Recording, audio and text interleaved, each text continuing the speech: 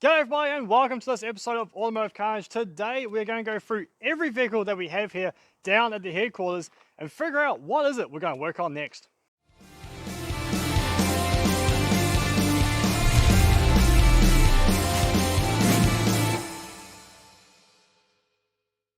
Yes, g'day everyone, my name's DJ and thank you so much for joining us on this episode of Automotive Carnage. As you may know, the Nissan Bluebird is now done, sorted, and it's on the, well, I say it's on the road, but at least it can drive, but it's not quite road legal yet, but we'll get to that at a later date. Maybe the next owner can.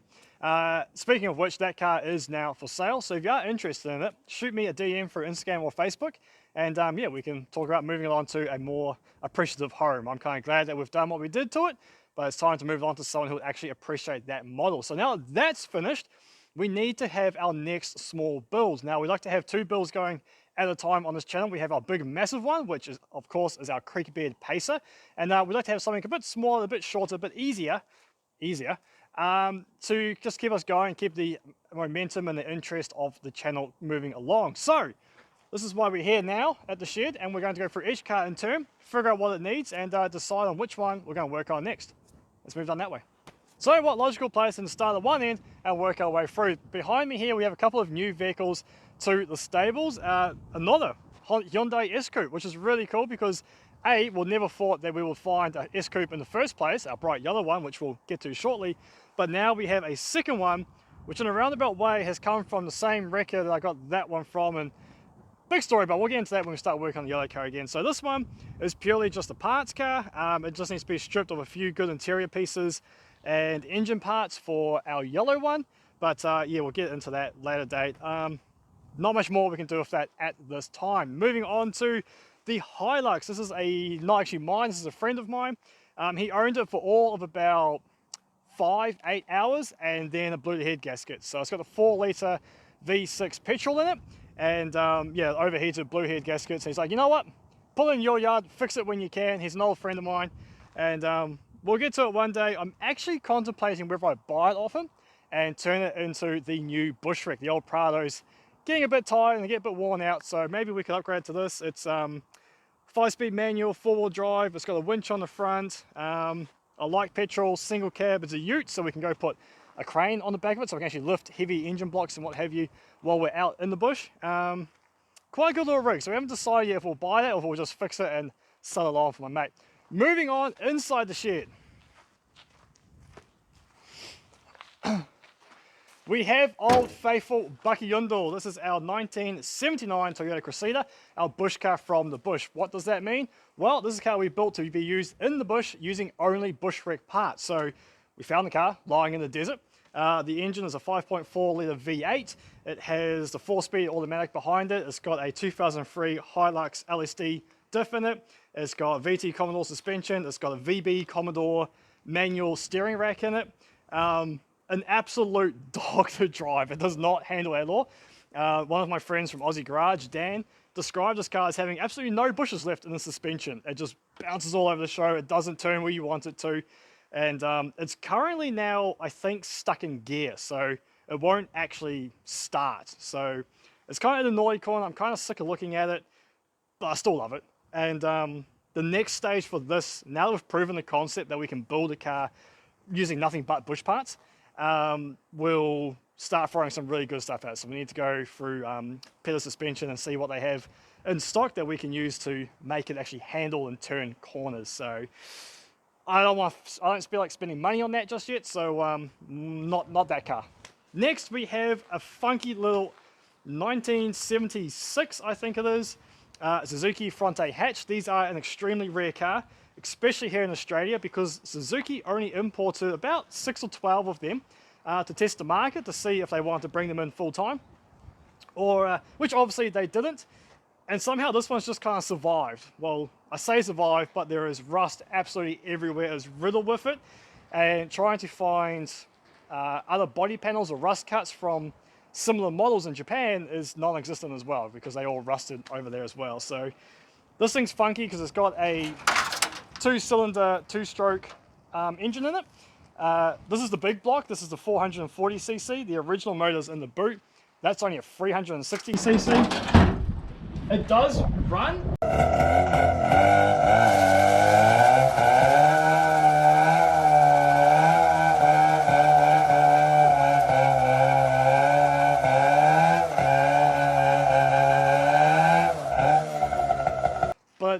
it's not very reliable in starting. It takes a lot of convincing to get going. So we could work on this, and we could get it to a nice, reliable running state.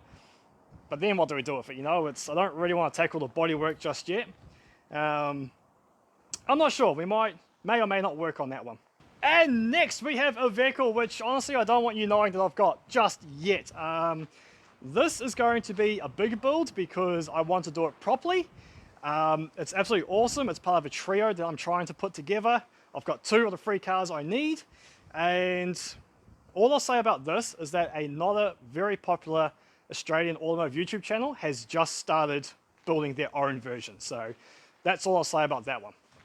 Moving on to this Hyundai. This is our Hyundai Scoupe 1991 or 1990 model. Series 1, so it's got the more angular shape to it. A lot of people know them for the second series, which had a lot more rounded shape, and they also came with a turbocharged motor, which is really cool. But this thing, as far as I can work out, was an ex-demonstrator's car because it has absolutely every option conceivable ticked for 1990 year model. It's 4-speed automatic, it's got sunroof, it's got power windows, it's got aircon. There's other features I can't remember off the top of my head right now. Funky little car, does run and drive, spent a lot of time at Byron's, down the shed with Byron, getting it running and driving, and brand new suspension put through it from Petters.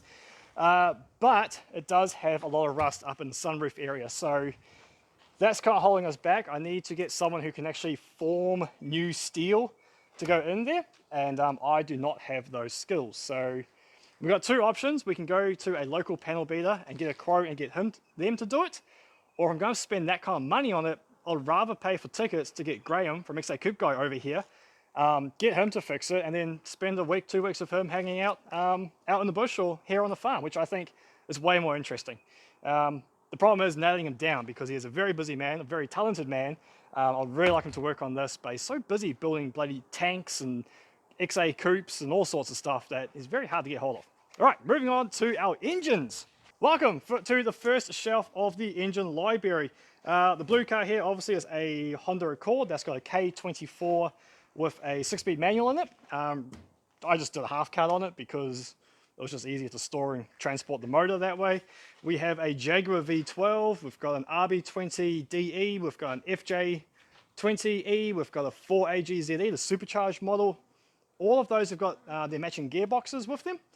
So we've got lots of engines to choose from, and that's not even half of what we have to choose from if it comes to doing an engine transplant. Jump over this way now, and we have our fantastic little Daihatsu Rocky. We did a Will It Start video on this a couple of months ago, and since then, it's been absolute champion at carting around on the farm here. We can chuck hay bales in the back, I've done fencing in it, we've moved cattle around, we've done all sorts of gear in this old beast, and it just keeps going. The only problem it has, there's some sort of gremlin with the electrical system. So if I don't use it every day, it will just drain the battery, and I've got to jump start it every time. So we could chase that up. I've got a brand new starter motor to go in it. It needs a service since we did the Will It Start.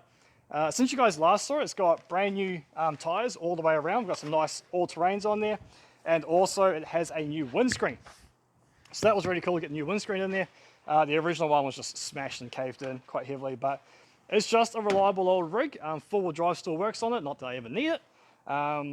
But yeah, we could do a little bit of an update and birthday on this vehicle as well.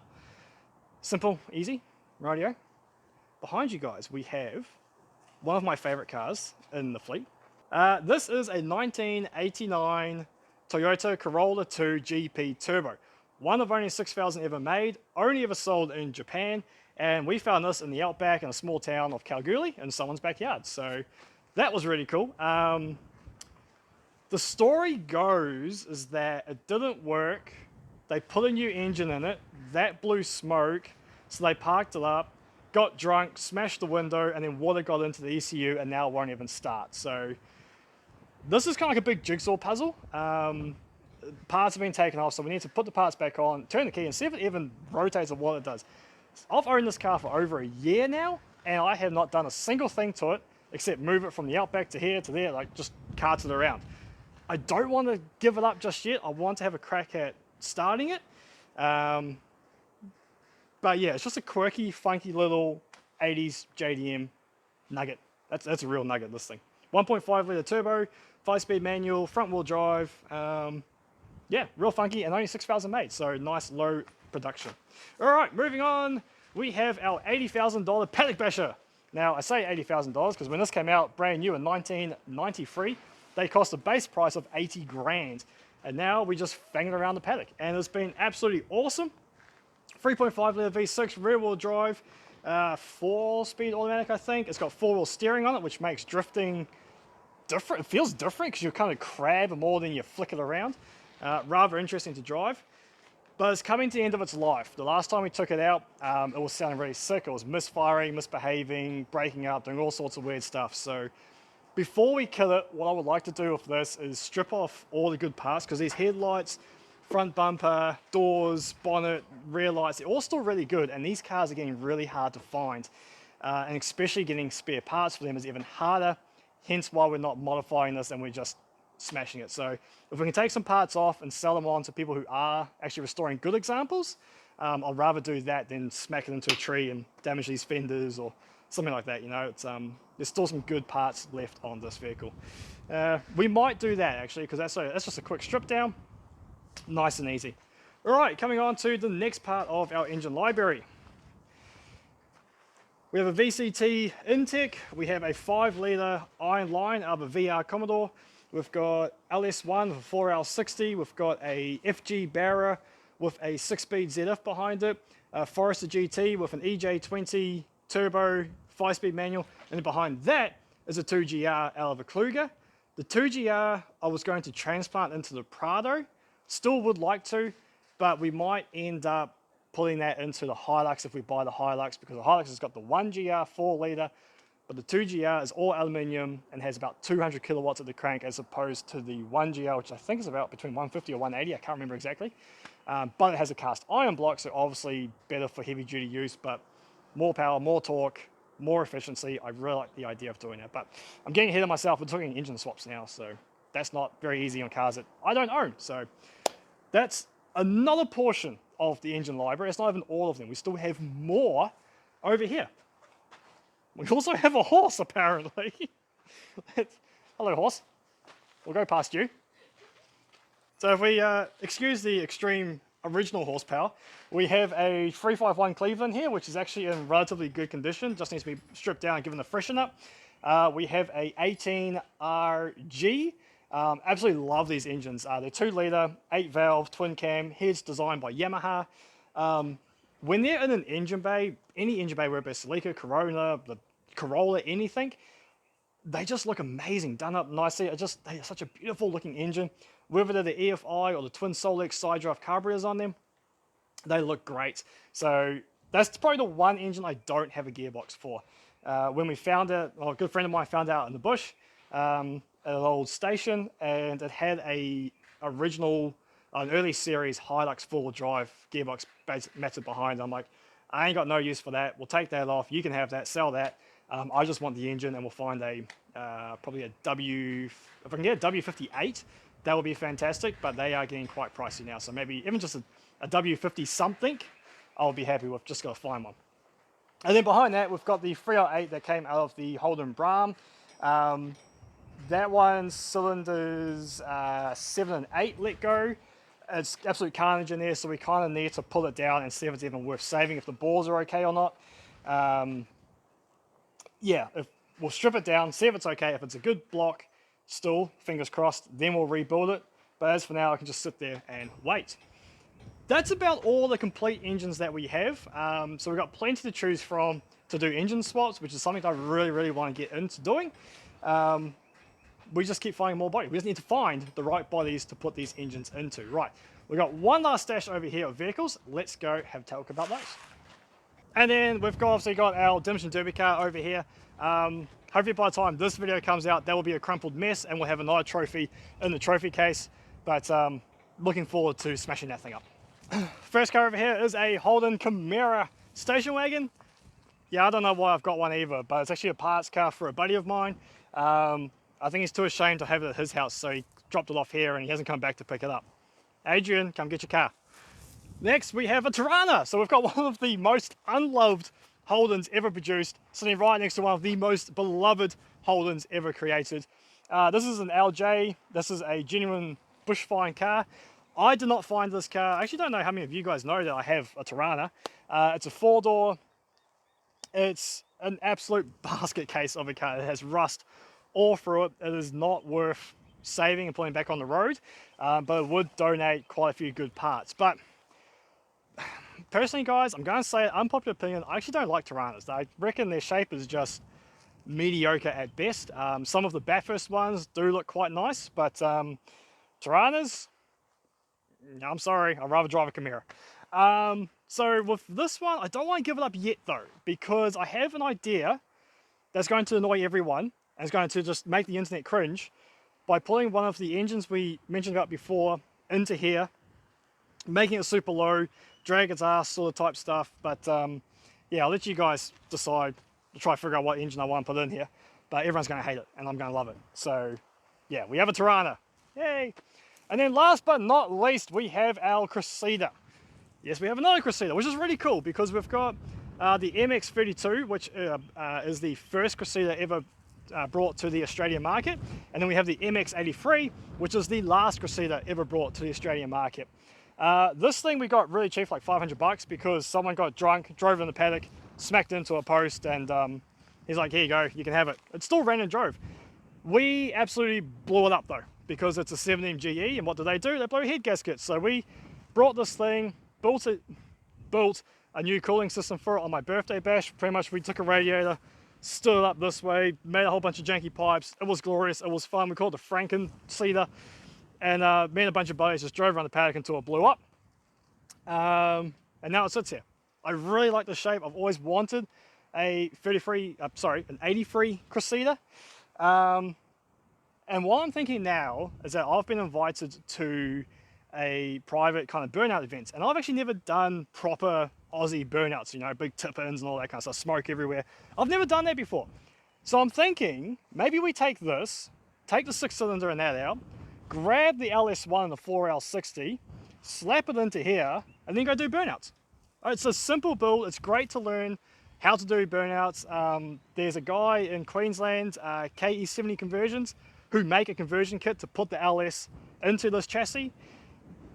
I know it's an LS conversion, but for its intents and purposes of me learning how to do burnouts properly, I think it's a really good idea, and I'm really liking that, especially in a private setting where there's no pressure. Just go out there, have fun with a bunch of mates, and on a proper pad too. So kind of leaning towards doing this next. But first, we'll jump back into that Mazda 929. Let's get it into the shed, strip everything good off it, and then we'll decide which vehicle it is that we'll work on next. So let's get that 99 into the shed. Well, here we go. We have the 99 in the shed. As I said, we just want to quickly go over it. We want to pull all these tail lights off, rear bumpers, probably our rear doors, bonnets, anything that can be taken off and salvaged, and then potentially list up for sale so that other people who actually have nice examples of these 99s can use them to repair theirs or stash them away for future use. So this will be won't be too long. We'll quickly chuck it on hyperlapse and get stuck into it.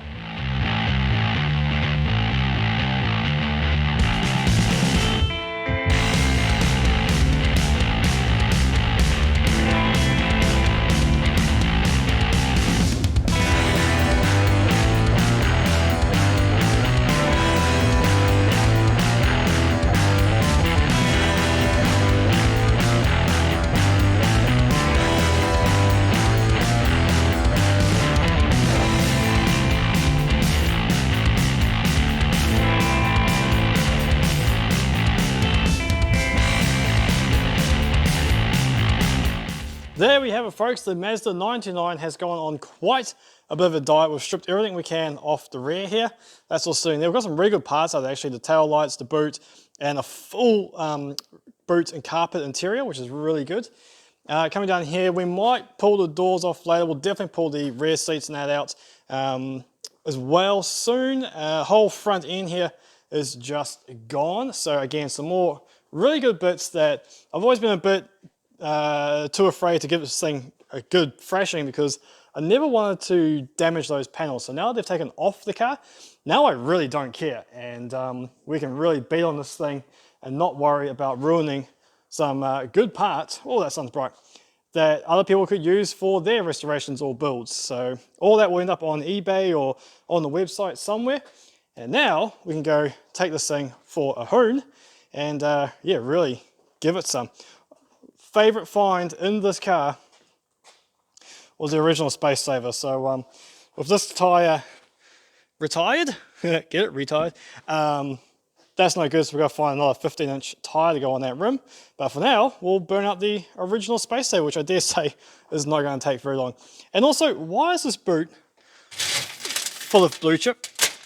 That, yeah, that's a mystery to me. So yeah, we'll get this 929 out of here and bring in whichever vehicle it is we're going to be working on next. Will it be the Corolla 2 GP Turbo, or will it be the Cressida to start an LS swap? This is the car we have chosen to work on next for our small project. That is the 1989 Toyota Corolla 2 GP Turbo. And I chose it purely for one reason. I said earlier I'd own this car for a year. That's wrong. I actually thought about it. I've actually owned this car for over 2 years and I have done nothing to it. I haven't even cleaned it out. I haven't gone through all the spare parts that came with it. I have done literally nothing so that when I dive into this car for the first time, you guys will be coming along for the journey as well. Now, that's not entirely true. I have done one thing to this car. I connected the battery to it purely to see if the pop-up headlights work. I did that about a year ago. Back then, the headlights did work. So we've got pop-up headlights. They're awesome. So we can carry on with the rest of the car and see if it actually wants to work or not. So yeah, today we'll just vacuum out the driver's seat. We'll try evict as many bugs and spiders as we can out of this. We're in the spider season at the moment, so we've got all sorts of weird and wonderful crawlies walking around our farm at the moment. And yeah, today we'll just get it tidied up so that when we go to work on it, it is good to go. So let's drive, let's not drive into, let's jump into the driver's seat and see what it looks like.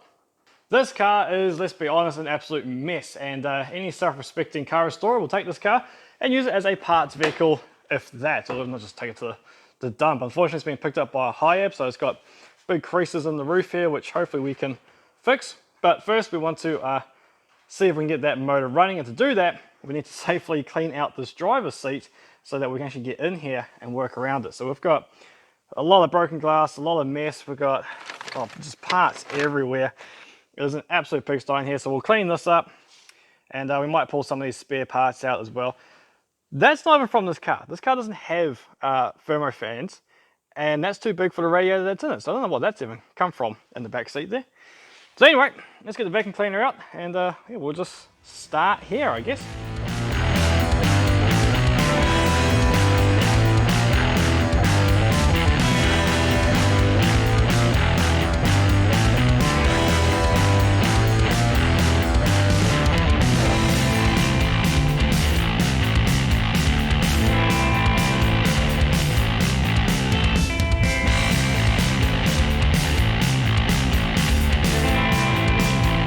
Well, that came up a lot cleaner than I anticipated. The seats actually have a really nice deep blue velour material on them, and it has cleaned up really, really well. A lot better than what I anticipated. And the floor too will be fantastic, but we can't go any further because the vacuum cleaner blew up.